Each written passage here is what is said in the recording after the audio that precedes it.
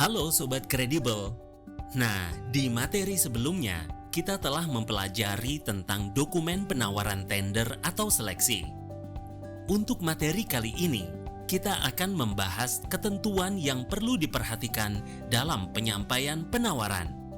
Simak video ini sampai akhir ya. Sobat Kredibel, beberapa hal yang perlu diperhatikan dalam penyusunan penawaran harga adalah sebagai berikut. 1. Jika harga satuan ditulis 0 dan tidak dicantumkan, maka pekerjaan dalam mata pembayaran tersebut dianggap telah termasuk dalam harga satuan pekerjaan yang lain dan pekerjaan tersebut tetap harus dilaksanakan. 2. Biaya tidak langsung atau overhead cost dan keuntungan serta semua pajak, bea, retribusi, dan pungutan lain yang sah serta biaya asuransi yang harus dibayar oleh penyedia untuk pelaksanaan pengadaan telah diperhitungkan dalam harga penawaran. 3. Untuk kontrak yang masa pelaksanaannya lebih dari 18 bulan dapat diberlakukan penyesuaian harga sebagaimana diatur dalam syarat-syarat umum kontrak atau SSUK.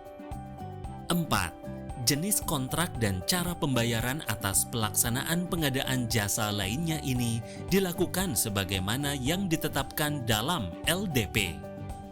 5. Masa berlaku penawaran dan jangka waktu pelaksanaan pekerjaan sesuai dengan ketentuan sebagaimana tercantum dalam LDP. Demikianlah tadi beberapa hal yang perlu diperhatikan dalam penyusunan penawaran harga. Selanjutnya, juga perlu diperhatikan bahwa dokumen penawaran disampaikan oleh pelaku usaha sebagai peserta melalui SPSE, di mana terdapat 3 metode penyampaian dokumen, yaitu metode 1 file, metode 2 file, dan metode 2 tahap, sebagaimana ketentuan yang dipersyaratkan Pokja Pemilihan dalam dokumen pemilihan. Untuk metode 1 file, penyampaian dokumen penawaran administrasi, teknis, dan harga disampaikan dalam 1 file. Peserta tender menyampaikan semua dokumen penawaran dengan cara menyampaikan penawaran dan melampirkan dokumen pendukung. Selanjutnya dokumen dienkripsi dan dikirim.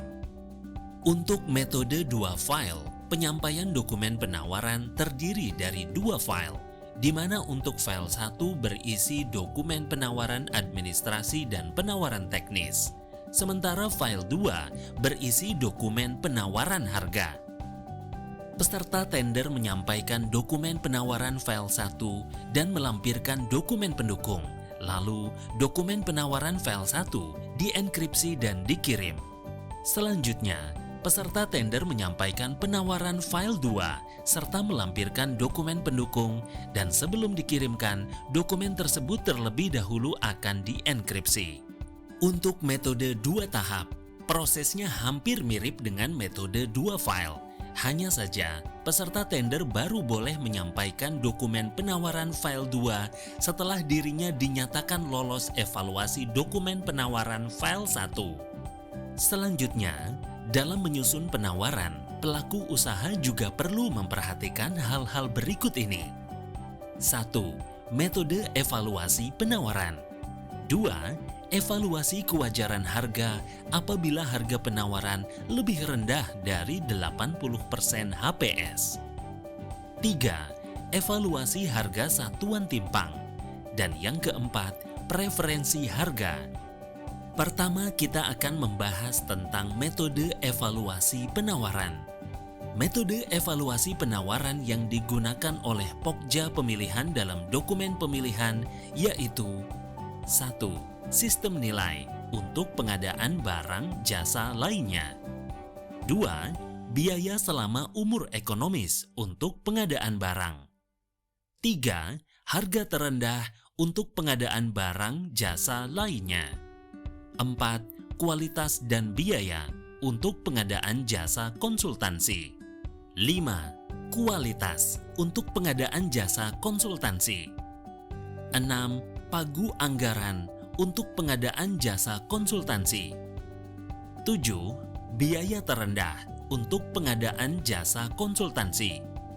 8. Harga terendah untuk pekerjaan konstruksi. 9. Harga terendah ambang batas untuk pekerjaan konstruksi terintegrasi rancang dan bangun. Dan yang ke-10, sistem nilai untuk pekerjaan konstruksi terintegrasi rancang dan bangun. Yuk Sobat Kredibel, kita uraikan ke-10 metode evaluasi penawaran tersebut satu persatu. Metode sistem nilai, yaitu dengan memberikan nilai 100 untuk harga penawaran terendah dan selanjutnya nilai penawaran peserta lain menggunakan rumus persentase harga penawaran terendah dibagi harga penawaran. Selanjutnya, nilai akhir merupakan kombinasi antara harga penawaran dan nilai kualitas dengan memberikan bobot penilaian terhadap teknis dan harga. Metode biaya selama umur ekonomis yaitu evaluasi harga yang dilakukan dengan memperhitungkan total biaya perolehan atau total cost of ownership selama jangka waktu operasi atau umur ekonomis yang dikonversikan ke dalam harga sekarang atau present value. Metode harga terendah yaitu evaluasi penawaran dalam hal harga menjadi dasar penetapan pemenang di antara penawaran yang memenuhi persyaratan teknis. Metode evaluasi kualitas dan biaya menggunakan pembobotan kualitas penawaran teknis dan biaya dengan ketentuan bobot kualitas penawaran teknis dan biaya. Penentuan pemenang berdasarkan nilai kombinasi terbaik kualitas penawaran teknis dan biaya yang dilanjutkan dengan klarifikasi dan negosiasi teknis dan biaya. Metode kualitas yaitu evaluasi penawaran di mana penentuan pemenang berdasarkan kualitas penawaran teknis terbaik, dilanjutkan dengan klarifikasi dan negosiasi teknis serta biaya kepada penawar dengan nilai kualitas terbaik. Metode pagu anggaran yaitu melakukan evaluasi kualitas teknis dengan memberikan bobot terhadap masing-masing unsur penilaian dengan nilai masing-masing unsur dan atau nilai total keseluruhan unsur memenuhi ambang batas minimal. Metode biaya terendah yaitu metode penetapan pemenang di mana penentuan pemenang berdasarkan penawaran yang biaya terkoreksinya terendah di antara penawaran yang lulus evaluasi teknis, dilanjutkan dengan klarifikasi dan negosiasi teknis dan biaya. Metode harga terendah sistem gugur yaitu metode evaluasi di mana harga menjadi dasar penetapan pemenang di antara penawaran yang memenuhi persyaratan teknis. Metode harga terendah ambang batas ditujukan untuk pekerjaan konstruksi dan konstruksi terintegrasi rancang dan bangun. Evaluasi administrasi dilakukan dengan menggunakan sistem gugur atau pass and fail. Evaluasi teknis dilakukan dengan cara memberikan nilai angka tertentu pada setiap unsur yang dinilai berdasarkan kriteria dan bobot sebagaimana ditetapkan dalam dokumen tender. Penawaran dinyatakan lulus teknis apabila masing-masing unsur maupun nilai total keseluruhan unsur memenuhi ambang batas minimal yang ditetapkan dalam dokumen tender. Metode sistem nilai untuk pekerjaan konstruksi terintegrasi rancang dan bangun. Evaluasi penawaran dilakukan dengan memberikan bobot penilaian terhadap teknis dan harga.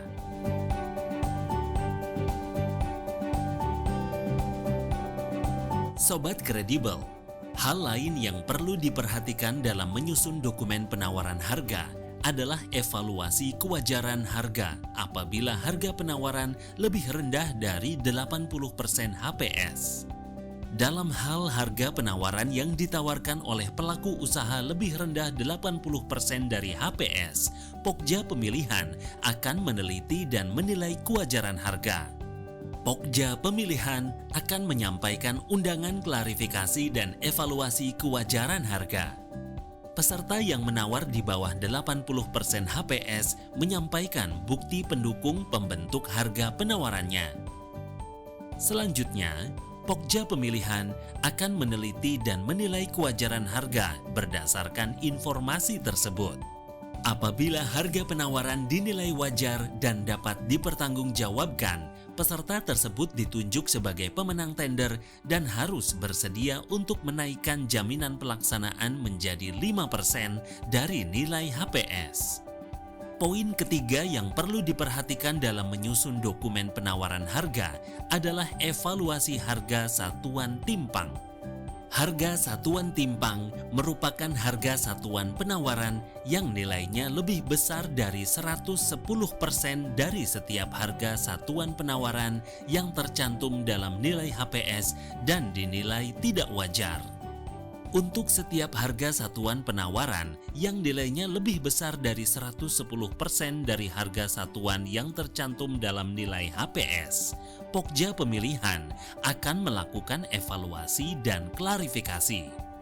Terakhir, hal yang perlu diperhatikan dalam menyusun dokumen penawaran harga adalah preferensi harga. Preferensi harga diberikan dalam hal peserta menawar pada item barang jasa yang memiliki TKDN atau tingkat komponen dalam negeri. Pokja Pemilihan akan memperhitungkan harga evaluasi akhir atau HEA dengan koefisien preferensi dengan rumus sebagai berikut. Harga evaluasi akhir sama dengan 1 dikurangi dengan koefisien preferensi dalam tanda kurung lalu dikalikan dengan harga penawaran.